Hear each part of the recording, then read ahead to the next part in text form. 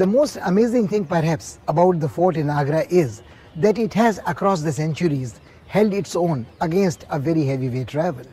Agra is a city synonymous with Taj, the marvel in marble, the mausoleum constructed to commemorate the memory of beautiful Mumtaz Mahal, the beloved queen of Emperor Shah Jahan. Long years ago, there stood on this site a small fortress constructed by Lodi Sultan. It remained nameless. It was only the Grand Mughal Akbar who recognized the strategic significance of the site and ordered an imposing edifice, a majestic fort, be constructed here.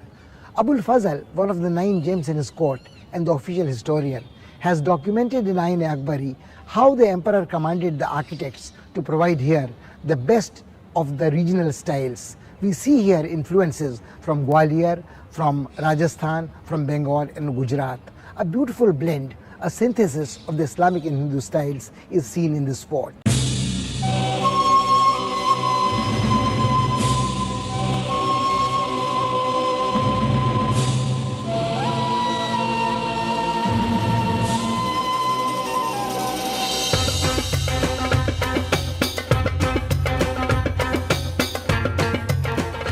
The Fort of Agra is situated some 200 kilometers away from Delhi. It was one of the 3 strategic forts built by the Mughal emperors.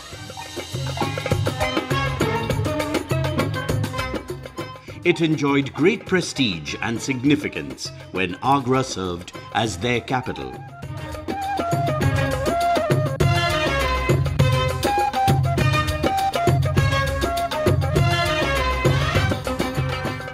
Agra कभी भी बड़ा capital नहीं था। दिल्ली था, लाहौर था, इलाहाबाद था, ये सब जगह बहुत इम्पोर्टेंट थी। आगरा छोटा सा शहर था। लेकिन जो लोदी बादशाह थे, ख़ासतौर पर सिकंदर लोदी, उनका झगड़ा और फतूहात का सिलसिला राजस्थान से लगा हुआ था। दिल्ली से राजस्थान पर नज़र रखना थोड़ा उसको मुश्किल लगता था। इस पॉइंट ऑफ व्यू से उन्होंने अपना कैपिटल दिल्ली से बदल के आगरा कर दिया।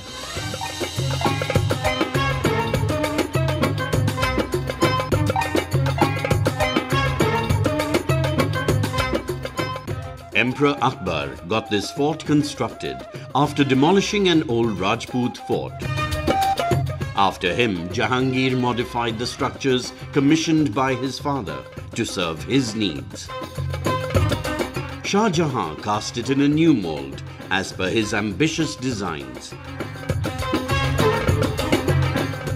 Aurangzeb used it very differently as per his needs. Akbar best described Agra as the emporium of the traffic of the world. The whole north, south, east, west traffic of India converged upon Agra, and therefore the idea of putting up his capital in Agra, moving from Delhi, was well justified.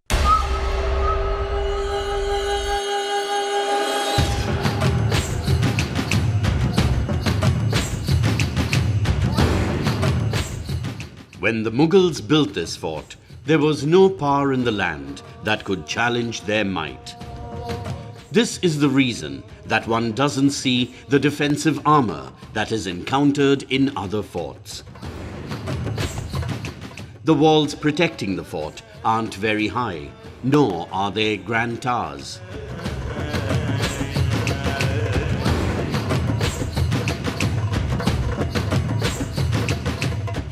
Because of its double fortification, and in between the double fortification also there is a moat, and then again outside the fort there is one more moat. So it was a very well secured fort. That is why exactly the reason the treasury was always kept inside Agra Fort itself. Even when the capital was, the Darul Khilafat was shifted to Delhi, it was the treasury was never shifted to this place. It was always kept there.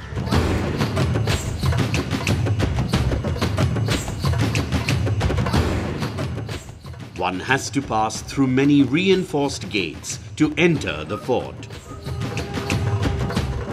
These are built in the Rajput style and are guarded by tall towers at their sides.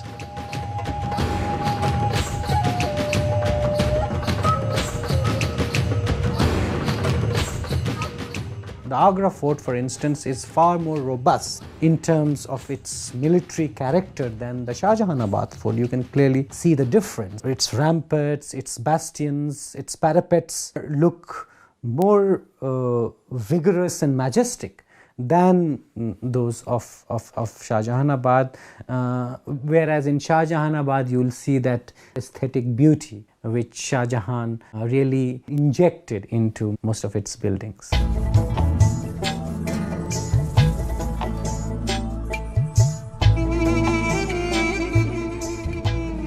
The ruins of the Akbar Mahal show a clear influence of Rajput architecture. Historians believe that this palace that served as the residential apartment of Akbar was demolished by Shah Jahan when he was rebuilding this fort. But before he could complete this task, he transferred his capital to Delhi and the work remained unfinished.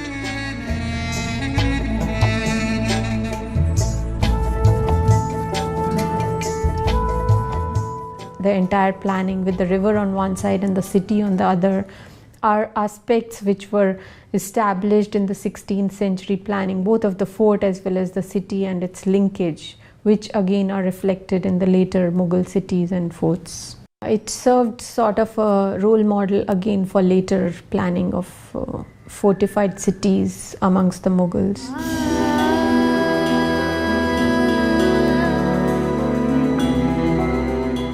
Jahangir Mahal is a double-storied building with many rooms. The front side was where the male members of the royal family resided, and the harem in the rear opened on the riverside. Walls and pillars here are decorated with beautiful carvings, and the doors and windows have been so cleverly designed that the play of sunlight and shadows continues all through the day.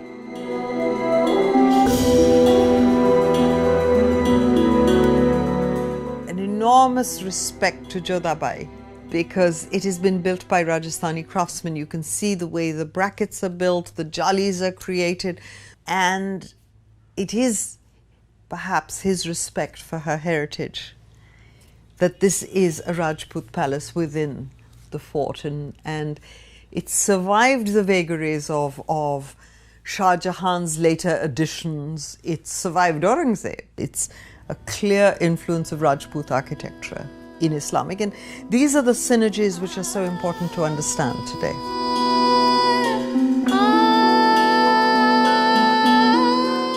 Jahangir Mahal, started by Akbar and completed by his son, is built in the Rajput style.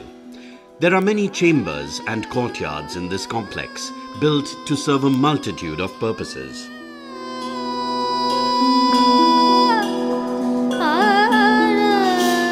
ये combination है आगरा किला शाहजहां और अकबर के fort का। अगर आप देखें तो वही आधे किले में वही एग्रेसिवनेस, अथॉरिटी, पावर, और आधे किले में आधे से ज़्यादा बड़े हिस्से में एस्थेटिक सेंस, लग्जरी, एन्जॉयमेंट, ये सब आपको नज़र आता है।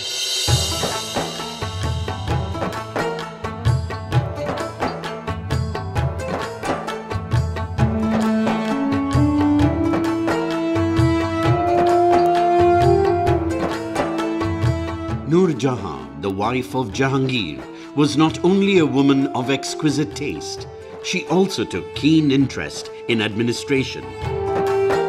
The fort was partly built under her supervision. Mughal miniature paintings tell us that the gardens, laid out like Persian carpets, are her contribution.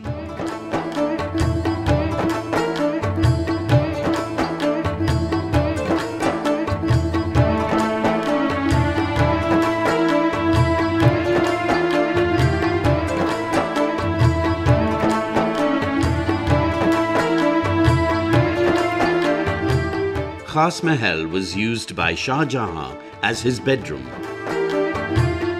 It has two pavilion-like large halls, of which one was for Shah Jahan and the other for his darling daughter Jahanara.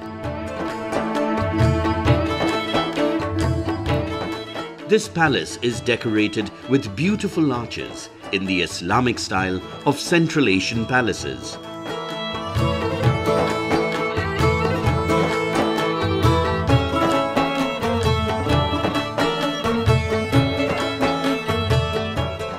The miniature paintings of the Badshahnama tell us of the dazzling lifestyle of those who dwelt here.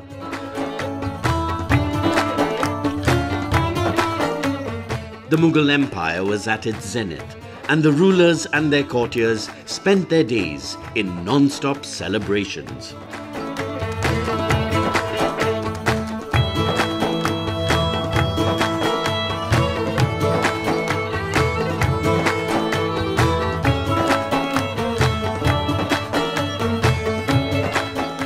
जो जहांगीर की बिल्डिंगें हैं वो अपने अंदाज की हैं, लेकिन लाल पत्थर का जोर है। अकबर की बिल्डिंग अपने अंदाज की हैं, उनमें भी लाल पत्थर का जोर है, लेकिन खूबसूरती, हुनरकारी से, फनकारी से बिल्डिंग बनने का कारोबार का जिम्मेदारी जो है वो शाहजहाँ की है। और संगमरमर का इस्तेमाल और रंगीन पत्थरों से फुलकारी, ये सब चीज़ें जो हैं ये बड़े पैमाने के ऊपर शाहजहाँ ने की।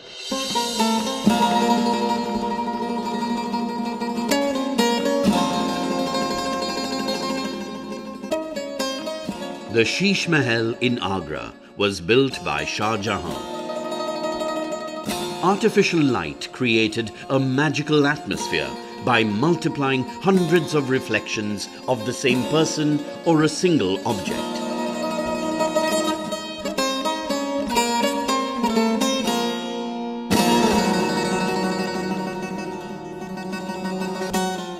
There was a time when the walls of the Sheesh Mahal were gilded with gold. With the decline of the Mughal Empire, these were plundered by various invaders.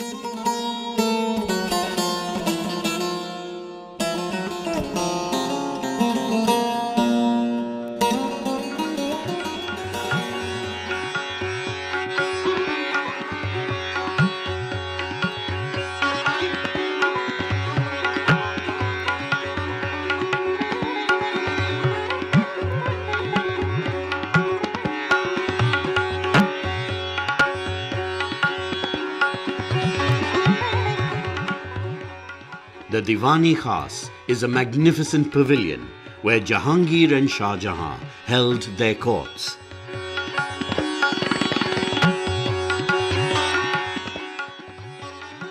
The place is decorated with beautiful pillars and floral designs carved on marble walls.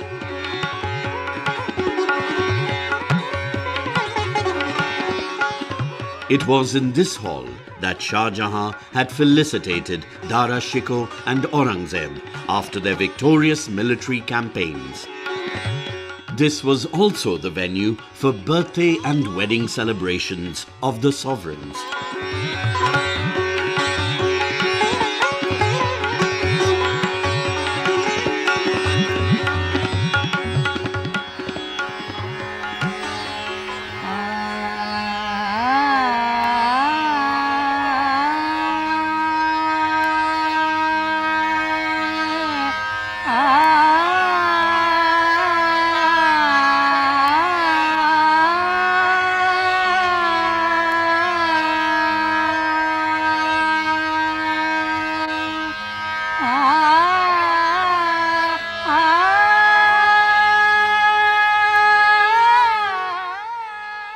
The Diwani arm is open on three sides, with the Emperor's throne placed at a height. All public functions were held here. This is where talented artists and musicians performed.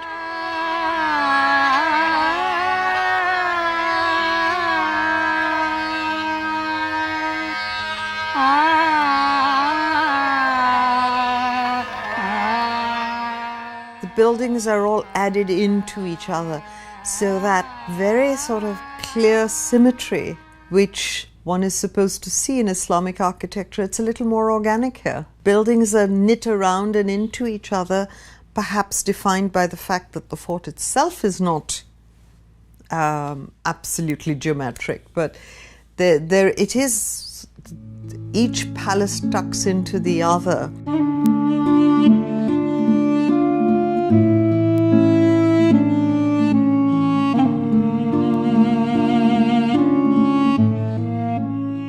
Madina Masjid is a small mosque that was built in 1637. Two galleries run parallel to its Qibla wall.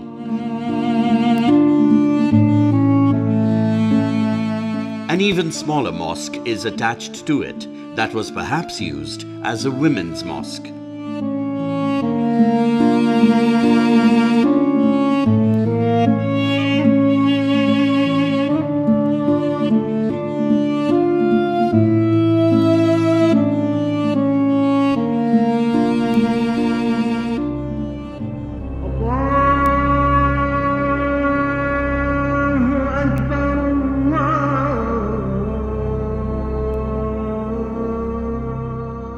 To the north of the Diwani Arm is the exceptionally beautiful Moti Masjid that reminds us of the mosque built by Shah Jahan in Ajmer near the Dargah of the Sufi saint Sheikh Moinuddin Chishti. The interior space of the mosque is partitioned by pillared galleries. The main attraction of the front is 7 beautiful arches balanced with 3 small domes.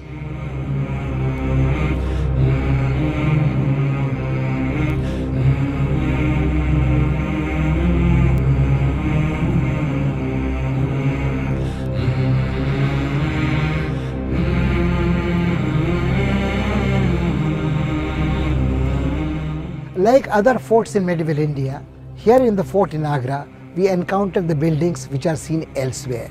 Diwan-e-Aam, Diwan-e-Khas, halls of public and private audience, Jharokhas, balconies, where from the Imperial Majesty provided a glimpse of himself to his people. We have palaces, beautiful palaces, dwellings for princes and princesses, Khab Mahal, Khas Mahal. We have beautiful gardens and of course places of worship like the Moti Masjid. For some who dwelt here, this place was better than paradise. But there were an unfortunate few confined to the dungeons for whom it was worse than hell.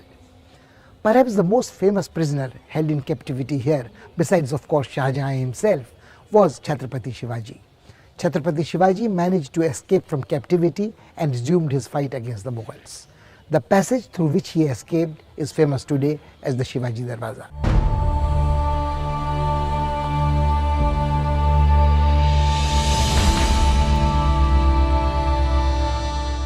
A lot of space inside the fort was reserved for a prison. Persons who had incurred the wrath of the emperor were jailed here.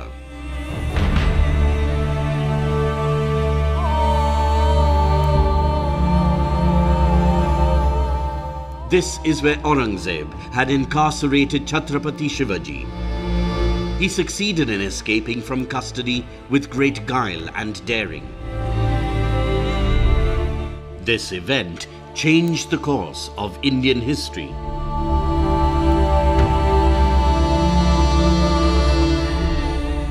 Shivaji was invited, then he was made to stand in the Diwan-e-Aam and he was belittled also, which made him angry, and then he started his whole movement against the Mughal army, because unless he was not belittled, he would have joined hands with Mughals like that of Rajputs. But that was a turning point in the life of Mughals also, in the life of Shivaji also.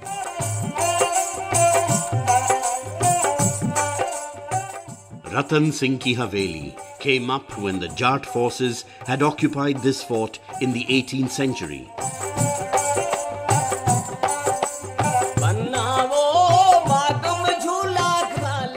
This has courtyards in typical Hindu Haveli style, and the walls and pillars have been adorned with Hindu symbols and motifs. Akbar built it very much in the genre of red sandstone because that is how he built in respect of the local material. It was Shah Jahan who sought further embellishment, and he further beautified the Diwan-e-Aam, redeveloped the Diwan-e-Khas, introducing little marble pavilions and the Machi Bhavan and this Anguri Bagh, which was all stages of great refinement in Mughal architecture in India. Of course, the most notable part of Agra Fort is the Musaman Burj, sort of at the end of the king's and queen's chambers, and it is from where Shah Jahan watched the Taj Mahal being built.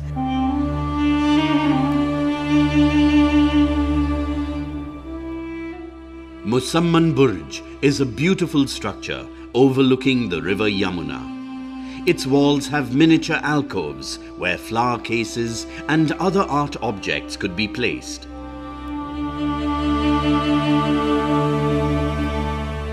A water fountain in the shape of a large lotus is part of its decorations. The marble inlay work in the fort is the pinnacle of architectural refinement. I think the Taj Mahal is the great Mughal achievement in India, but in a smaller, more intimate way, the manner in which it is articulated in the various palaces of the fort is extraordinary. It is said that the Musamman Burj was personally designed by Nur Jahan. Later, Shah Jahan embellished it with inlay work wrought in precious coloured stones. It is here that Shah Jahan spent long hours dreaming of the Taj Mahal and viewing it when it was completed.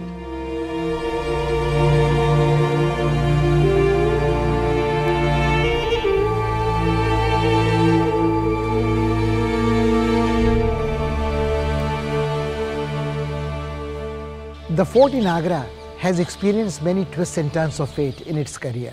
Those who once built it lovingly deserted it suddenly. The first was Akbar, who preferred Fatehpur Sikri to Agra, and then Shah Jahan, who lovingly built it but then thought the city was much too small for the pomp and pageantry of his empire and rebuilt a city of Shahjahanabad in Delhi and had another red fort replicating this fort. It's an irony of history that Shah Jahan was brought back to Agra and spent his last days here in the fort, not as a young man, not as an all-powerful sovereign, but as an old, ailing prisoner. He sat in Musamman Burj, his eyes fixed at Taj Mahal across the river, remembering his wife who was in eternal sleep resting there.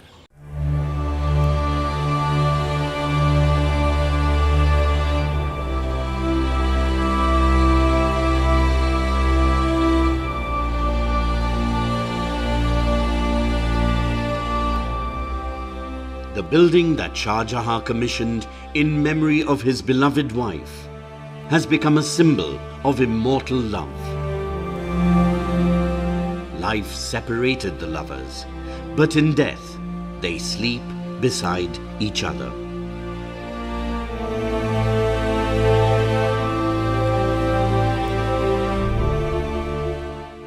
Shah Jahan, he is imprisoned in the Red Fort. From a window, he watches this great Taj Mahal. A king, an emperor, thought to be the richest in the world at that time, in prison. That loneliness, that sense of betrayal, that sense of not having been able to cope with reality in full measure. These are some of the emotions that you will find hang in these forts. If you cannot but feel a little sad, a little melancholy.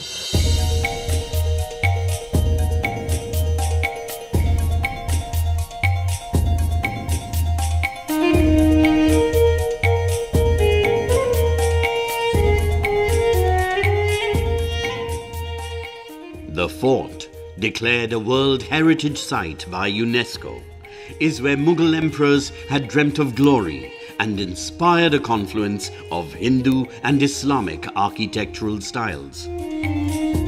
This endeavor has left an indelible imprint on Indian civilization.